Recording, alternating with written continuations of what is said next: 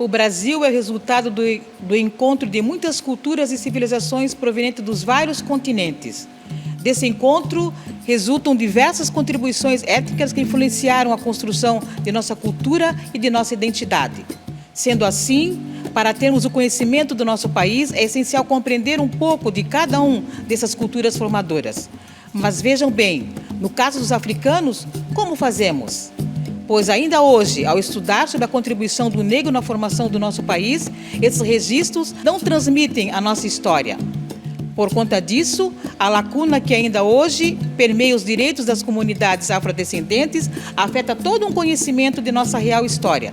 Como parte desse reparo, você é nosso convidado a participar de 4 lives, onde juntos iremos ressignificar nossa presença aqui no Norte Catarinense. A fonte desse livro é Histórias e Cultura Afrodescendente, de André Marcos de Paulo e Silva. Sejam todos bem-vindos à nossa roda de conversa sobre a cultura afro-norte catarinense. E esse projeto é um incentivo cultural do governo do estado de Santa Catarina, onde fomos contemplados pelo edital Elizabeth Anderle, com o projeto Roda de Conversa de Cultura Africana, que vai ser apresentado por mim, Sônia Curvelo, francisquense. Vamos agora ver quem são os nossos convidados. Boa tarde, axé a todos. Quero nesse primeiro momento fazer reverência à nossa ancestralidade, aqueles que antecederam nossos passos, como diz Conceição Evaristo, nossos passos vêm de longe, vêm de muito longe mesmo. Eu me chamo Soraya das Neves Pinheiro, sou pedagoga, habilitada em educação infantil, tenho pós-graduação em literatura e contação de história. Sou ativista do movimento negro MADEF, movimento afro-francisquense aqui desse município, que perpetua já por algum tempo, né? Desde 2003, o MADEF, mas que antecede com os nossos ancestrais, né? Com nossos primos, nossos pais, nossos parentes, que iniciaram antes sem ter um nome, mas faziam um movimento. Meu nome é Viviane Camilo da Silva. Estou muito feliz de fazer parte desse projeto, Sônia. Agradeço o convite. E hoje estou aqui, sou professora, concursada na prefeitura, professora de educação infantil. E quero hoje contribuir para esse projeto da Sônia hoje. Olá, eu sou Jefferson, sou nascido em Joinville e cheguei a São Francisco do Sul em 2014. Eu sou funcionário do Banco do Brasil e usei essa possibilidade, né, de poder me mudar para essa cidade aqui que me acolheu tão bem. Hoje escolhi São Francisco para viver o resto da minha vida. Eu pretendo aqui encerrar minha história. Sou muito grato pelo acolhimento que eu tive em São Francisco do Sul. Bom estar aqui com vocês participando. Eu sou licenciado em pedagogia, estou no banco desde 2006, sou professor por formação, mas a vida me tornou bancário, né, através de concurso público. E eu acho que isso, de certa forma, foi bom, só pelo fato de me trazer a essa cidade e poder me unir a uma família que eu fiz aqui em São Francisco do Sul, de grandes amigos. Isso é muito gratificante. Olá, eu sou Iratã Curvelo. Queria agradecer a oportunidade de estar aqui com essas figuras negras que são hoje expoentes no solo francisquense e que constroem a história do negro aqui nesse espaço. Eu sou natural de São Francisco do Sul, empregado público federal aposentado e hoje eu exerço a presidência da Academia de Letras do Brasil de Santa Catarina, seccional de São Francisco do Sul.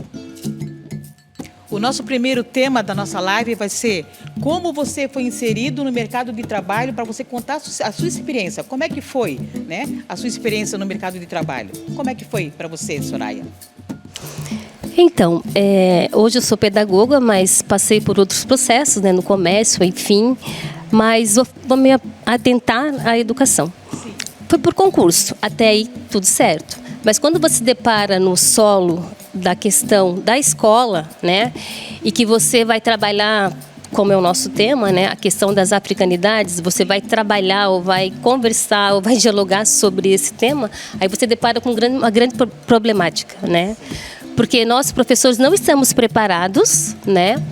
A questão do sistema é eurocêntrico demais, né? Quando você fala sobre a questão das Áfricas ou da questão afro-brasileira, você tem que pedir licença, parece, né? E quando você fala da questão eurocêntrica, não precisa, né? É nos colocado, nos posto como a única prática pedagógica, né? O único sistema econômico, a única cultura permanente. E aí a gente se depara realmente com essa questão. Fizemos um trabalho na escola, algumas pessoas, temos professores que têm esse conhecimento, né, que têm essa prática, né, de interagir, né, com a questão açoriana, com a questão europeia, com a questão africana. E a gente vem construindo a passos lentos, mas a gente vem construindo. Mas essa é a nossa dificuldade ainda no sistema educacional francisquense. Para você, Vivi, foi a mesma coisa ou foi diferente? Eu também passei no concurso, né? Estudei, passei no concurso. Hoje eu sou concursada como professora de educação infantil. E eu vejo que essa profissão, na verdade, ela me escolheu. Ela me escolheu porque outras professoras negras já tinham aberto o caminho para hoje nós fazermos parte desse quadro de funcionários e de professoras. São Francisco tem um histórico de professoras negras que deixaram um legado, né? Como Dona Maria Júlia, Tia Alcineia, Dona Leia. Então, elas trouxeram para nós essa oportunidade de ser professora. Para você, como foi? Bom, Sônia, para mim, se você me permitir, Sônia, eu não consigo, eu preciso passar pela questão da escola, assim, eu quero contar um pouco disso. Sim. Eu estudei em Joinville, eu morava num bairro da Zona Sul de Joinville, um bairro pobre, mas a minha família, ela, deixar aqui um alô grande lá para a Dona Frachedes, né, a matriarca disso tudo, o casamento dos meus pais, meu pai, em memória dele, já é falecido, o seu Luiz, mas assim, se uniu duas famílias, a Rodrigues do meu pai e Miranda da minha mãe. No meu caso, a minha família fez um grande esforço para me matricular numa escola particular. Eu estudava na época numa das maiores escolas que tinha em Joinville, né, com o maior número de alunos, e não era para todo mundo, né, era uma escola que, cara, como é o ensino privado hoje ainda. Sim. E eram poucos negros, poucas crianças negras tinham na escola, poucos alunos negros. A gente era a minoria, né, esmagadora, né, em relação ao número de alunos. Eu sempre fui o único na minha sala, né? Sim. Então, isso desde da primeira série até o segundo grau, eu segui sempre sendo o único. Isso me colocou... Meus pais passavam para mim uma missão assim, olha, né? Caprichar. Eles usavam isso para me puxar. Então, eu fui um bom aluno. E eu acho que isso refletiu profissionalmente depois para mim, né? Eu fui saber depois, mais tarde, que isso iria me ajudar. Na época eu não tinha essa consciência, né? Eu me sentia meio igual a todo mundo, né? E à medida que a gente vai crescendo, a gente vai percebendo melhor essa diferença, o olhar diferente, né? O trato, o que você não é convidado e tal. Mas eu acho que a minha família ajudou eu ter um pouco mais de cabeça erguida, assim. Eu venho de a minha família já tem um histórico, né? Tanto meus tios, irmãos do meu pai, né? Minha tia Lisete é professora. O meu tio era um engenheiro, chefe de setor na empresa onde ele trabalhava. O meu pai tinha uma empresa de cobrança, minha mãe era servidora pública. Então, eles já estavam galgando um caminho que ia se refletir em mim. Então, quando eu entrei no mercado de trabalho, apesar daquela... a repulsa que a gente vê no trato, na entrevista, mas eu sempre tive uma certa cabeça erguida. Autoestima. Essa é a palavra, Sônia. Autoestima. Eu entrei de cabeça erguida.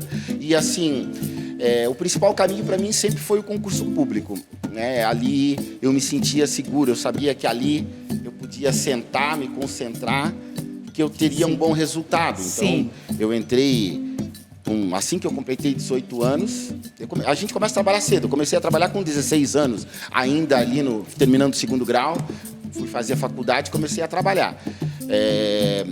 Trabalhei na empresa de cobrança com o meu pai, trabalhei numa empresa onde a minha tia já era funcionária, trabalhei com digitação, uma empresa já extinta lá em Joinville. Sim.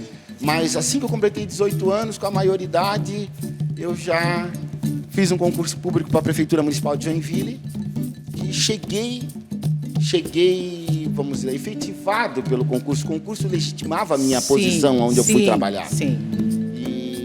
E acho que isso ajudou a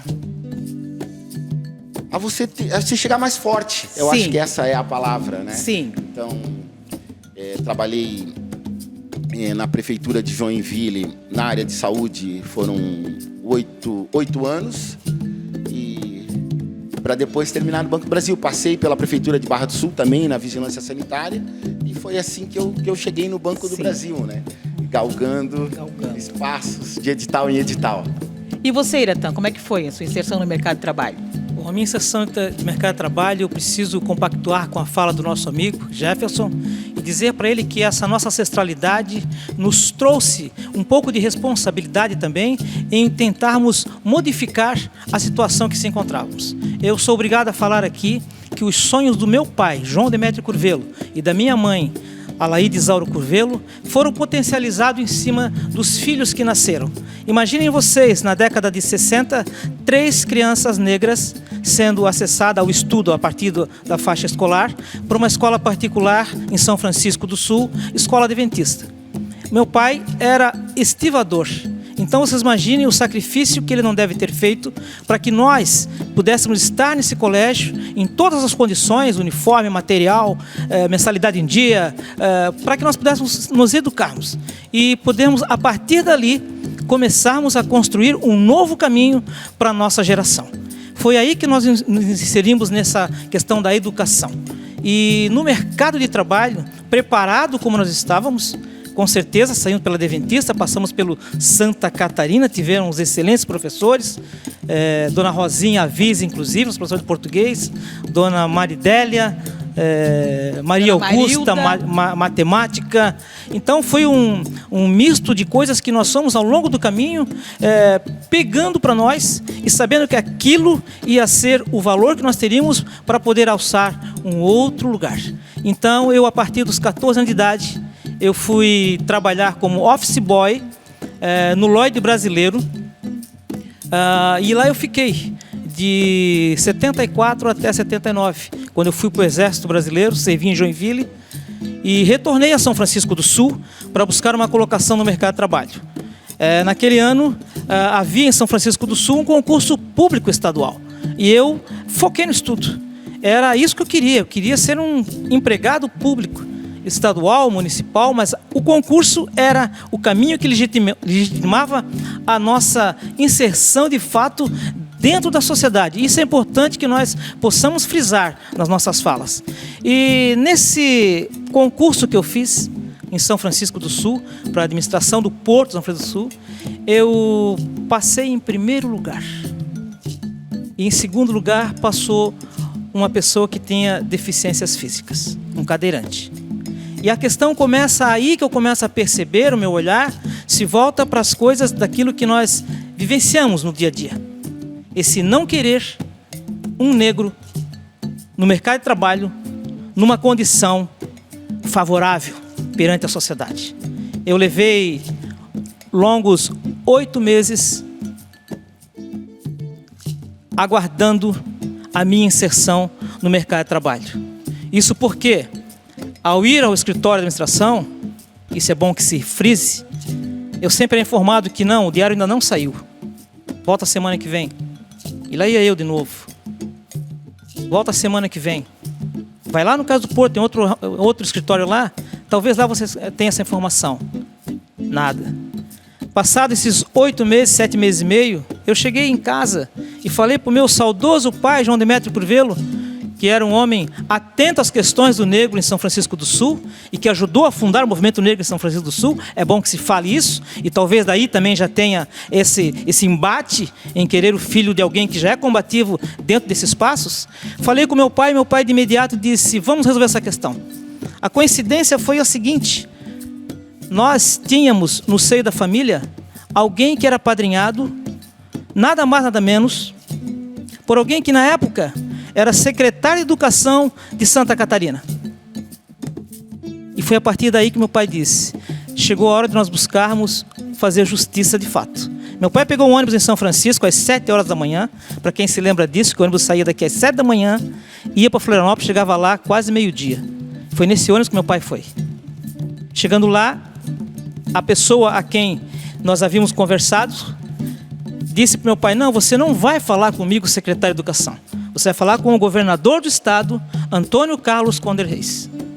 Meu pai adentrou aquela sala, no Palácio Agronômica, e lá ele foi recebido pelo governador, com o diário oficial em cima da mesa, e perguntou ao meu pai: o senhor que é o senhor João Demétrio Curvelo, o que o senhor gostaria de falar comigo? E foi onde meu pai expressou aquilo que estava nos incomodando. Meu pai foi para falar no meu nome e no nome do outro colocado em segundo lugar. Ele não foi único a me falar de mim. Ele também entendia a situação do outro. E foi só então que o governador falou: o senhor pode retornar a São Francisco do Sul, que amanhã de manhã o seu filho estará trabalhando.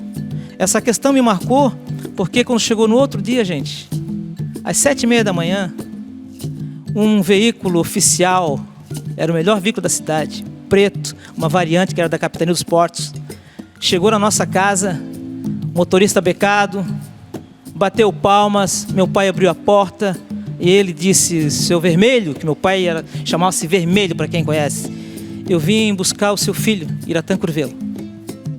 Eu já estava pronto, na verdade, aguardando. Entrei naquele veículo e fui conduzido até a administração do porto, que naquela época ficava ali no 24. E ao chegar lá eu fui recebido pelo superintendente do porto, que disse: você que é Iratã Curvelo? Eu disse: sim, sou Iratã Martins Curvelo. Aí ele me disse o seguinte: pois é, você passou no concurso e vai trabalhar conosco? Aí eu tive que dizer para ele: sim, passei no concurso, já fazem 8 meses, e tive que reivindicar junto ao governo do estado para que eu pudesse assumir a minha vaga.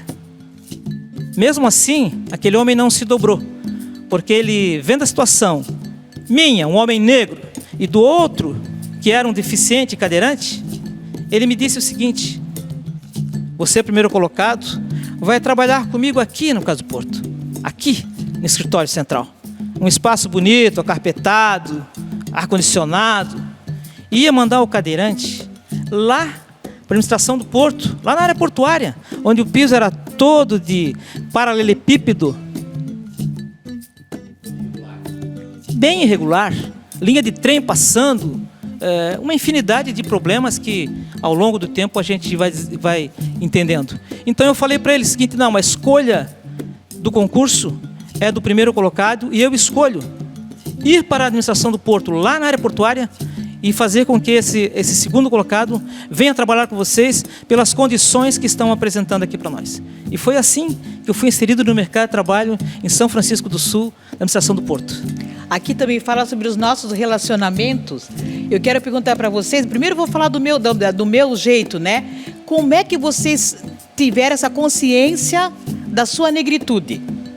Certo? Com que idade vocês tiveram essa consciência? Porque a minha experiência é assim: eu, como a minha mãe participava de uma igreja, e a igreja tinha uma escola, que aí o Iratã falou da escola, que era uma boa escola, o meu pai, na época, colocou nós nessa escola, era uma boa escola. Na época, era aqui em São Francisco, anos 60, queridos, a melhor escola que tinha na cidade. Nosso pai realmente sofreu para poder nos dar essa oportunidade. Só que depois, essa escola era até o 4º ano só. E aí eu tive que mudar de escola. E aí quando eu mudei de escola, eu tinha 11 anos, que eu fui para a 5ª série. E naquela escola, ninguém me conhecia. E foi difícil nos primeiros dias. Como é que vai fazer trabalho de equipe? Vamos montar uma equipe. Eu não era nunca escolhida para equipe. Até que na primeira nota que foi feita a prova, eu tirei 10 em matemática. Aí as pessoas perceberam que aquele estereótipo, né? Que a gente sempre sabe, nós sabemos o estereótipo da pessoa burrinha, né? Que não sabe. Aí eles perceberam que eu não era assim, tirei 10. Então foi essa a minha experiência. Foi ali com 11 anos que eu comecei a perceber que existia uma diferença. Fazia uma diferença de mim e outras pessoas. Para vocês, como é que foi isso? A tua percepção? A minha percepção de me constituir como menina, mulher negra, foi na minha casa mesmo, né? A minha mãe sempre nos chamava a atenção, lógico, da maneira dela, meio que informal, dizia, olha, arruma o cabelo, né? Era uma coisa, até hoje seria meio agressiva, mas era questão do cuidado, era como ela sabia fazer. Mas o meu pai tinha sacada boa, né? Então ele também nos colocou numa escola particular, que é a mesma escola adventista, que foi uma referência boa, mas eu hoje tenho uma outra reflexão sobre essa escola, né? Ela contribuiu muito em questão do legado do meu conhecimento, mas não da minha identidade, né? Porque ela tem uma filosofia cristã, né? Sim. Então, nesse sentido, ela não contribuiu com essa questão. E teve uma outra chamada que eu cursava o 8º ano. Eu fui trabalhar, já tinha 23 anos, fui no mercado de trabalho muito tarde, né? Porque, enfim, eu não precisava ir cedo. E eu não queria mais estudar, porque a escola era muito chata. Nós tínhamos umas meninas atrás, nós tínhamos umas 6 negras, que era inédito, né? Sim. E nós éramos sempre deixadas de lado. O professor não sabia o nosso nome, né? Nós não éramos chamadas para nada. Nós sentávamos no fundão, porque o fundão era o que nos pertencia. Enfim. E um dia eu peguei e desisti de estudar, parei. E eu lia muito, porque meu pai também lia muito, né? E ele sempre comprava livros, enfim, jornal, assinatura, sempre para que a gente pudesse ler. E eu lia muito. E um dia eu li um recorte no jornal, a estatística do povo negro fora da escola. Aquilo me chocou tanto que eu disse, não, eu não posso ficar fora da escola. Sim. E aí eu vi o papel primordial da questão da educação, vi todo o legado, toda a construção que meu pai fazia, comecei a entender aquele processo, né? E eu já era, como eu disse, eu tinha, acho que nessa época na 8ª devia ter uns 17, né? E aí eu fui percebendo, né, que mesmo a escola sendo um lugar que às vezes ela não constrói o que a gente quer, não constrói da maneira, é uma maneira sistemática, pragmática, com grade curricular, que às vezes também não acessa, né, toda essa questão igualitária que o ser humano precisa, não só conteudista, né? Eu entendi que mesmo assim ali era o caminho e era o lugar. E se eu quisesse me reconhecer e fazer com que as pessoas se reconhecessem e tivesse uma historicidade, uma identidade, eu precisava contribuir com isso. Aí eu voltei para os bancos escolares. E você, Via, como é que foi? Olha, Sônia, Consciência. foi no mercado de trabalho, né? Quando a gente vai para o mercado de trabalho, que a gente se depara com o preconceito mesmo. Eu lembro que eu estava no comércio trabalhando, e aí ia ter uma vaga naquela loja para caixa. E aí logo eles iam me chamar para fazer o treinamento de caixa. Aí até onde a minha amiga veio e falou, não, Vivi, tu não vai fazer mais o treinamento, porque o filho do dono da loja acha que tu não tem o perfil para ser caixa de loja. Aí ali eu percebi, né, qual era o perfil que eles queriam. Eu tinha todo o perfil, menos a cor da pele. Sim. E outro fato também que me marcou muito, muito, foi quando eu estava trabalhando no fórum, cobrindo as férias da secretária da OB. E aí abri vaga para estagiário no fórum. E aí a secretária do fórum veio e conversou comigo, Vivi, vai abrir vaga, né? Teu serviço aí é temporário, tu não quer participar do estágio no fórum? Eu falei, não quero. Então tu conversa com a tua diretora e pede para ela colocar o teu nome e mandar para o fórum que a gente vai te aprovar. Aí passou um tempo, a secretária do fórum me chamou e falou, Vivi, o teu nome não está na lista. Aí eu procurei a diretora, converso com ela, procura a diretora, e ela sempre fugindo, nunca estava para conversar comigo. E aí o juiz do fórum chama essa diretora para conversar com ela. E aí o próprio juiz me deu o resultado, por que não estava o meu nome na lista. E aí ela alegou que como eu tinha participado de carnaval, fui rainha de carnaval, desfilei Ela fala que quase nua, e aí eu não poderia ter o meu nome na lista para ser estagiária do fórum. Então, dentro da escola, fui cortada de um trabalho por ser negra. Sim. Você, Jefferson, quando você teve a consciência da sua negritude? Nossa, Sônia, forte a história da Viviane, né? Sim. Assim, foi tardia. No meu caso, ela se deu um pouco tardiamente, até um pouco daquilo que eu comentava antes. Sim. Né? Na escola, os meus amigos eram todos, alguns de família, eram bem ricas, né? Sim. Bem diferente até um pouco da minha. E assim, naquela fase de adolescência, as festinhas e tal, então eu fui perceber que eu estava frequentando lugares que não exaltavam a cultura negra, né? Que eram ambientes frequentados por pessoas brancas, né?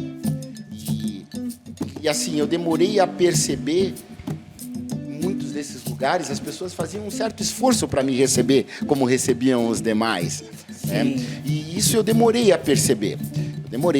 Até os 15, 16 anos, eu achava que eu era um deles, vamos dizer assim, né? Vamos usar esse termo, né? Eu me sentia como os meus amigos, eu ia na boate, na danceteria, lá onde também iam os mais ricos, eu ia lá na dancinha, eu ia na festinha. Eu demorei a perceber um pouco da minha cultura, assim, que eu demorei a perceber que a minha música não estava lá naquele ambiente, que o meu colorido lá era estranho demais. Quando eu tive esse olhar assim, poxa, mas eu tô aqui igual a eles, né? Aí foi aonde a arte, eu comecei a dançar. Até a escolha, eu fui bailarino, né? E nessa época ali, terminando o ensino médio, eu comecei a fazer teatro e dança. Até a escolha na hora de estudar teatro, eu fui fazer balé clássico. Sim. Né? E tinha aula de dança de rua, de danças populares na minha cidade. Mas eu resolvi escolher balé clássico, porque o meu olhar estava para um conceito de certo que era embranquecido, né? Sim. E aí agora que eu comecei a me ver assim, a sentir essa diferença, aí eu comecei a deixar o meu cabelo crescer, eu comecei a botar isso para fora, aí eu começava a ver que isso incomoda, né? E foi na adolescência, então? Na tua adolescência? Foi ali nos 18, 19 anos aí, né? Entrando nessa idade, assim. Então demorou um pouquinho. Porque hoje, em comparação aos meus filhos, né?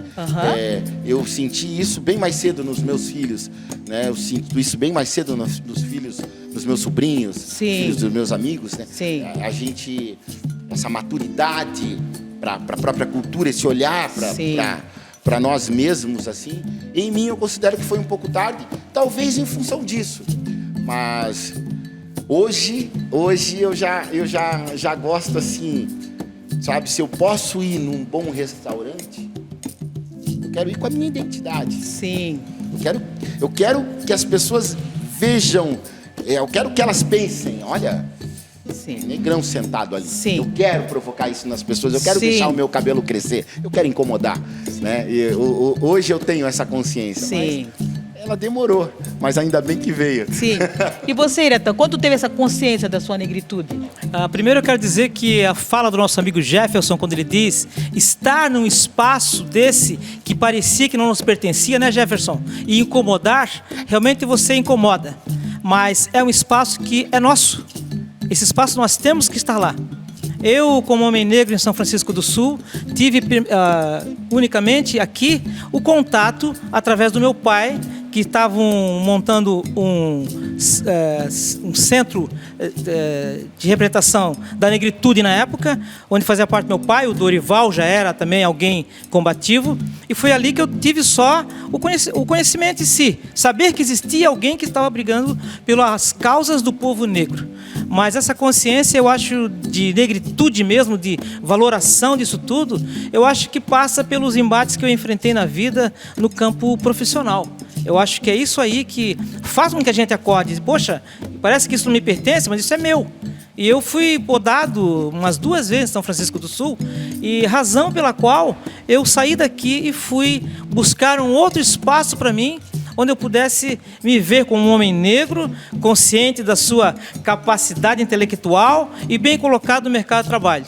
E encontrei em São José da Terra Firme, um município da Grande Florianópolis, um concurso na época para empregado público federal, que eu fiz, passei, e lá eu comecei a ter essa vivência com o povo da Grande Florianópolis, e eu percebi que as nossas histórias, gente, são as mesmas. Para vocês terem ideia, nós estamos em 2023 hoje. Tinha um povo negro na Grande Florianópolis, e tem. Eles fazem a música, a cultura girar na Grande Florianópolis. São músicos, bailarinos, gente de teatro.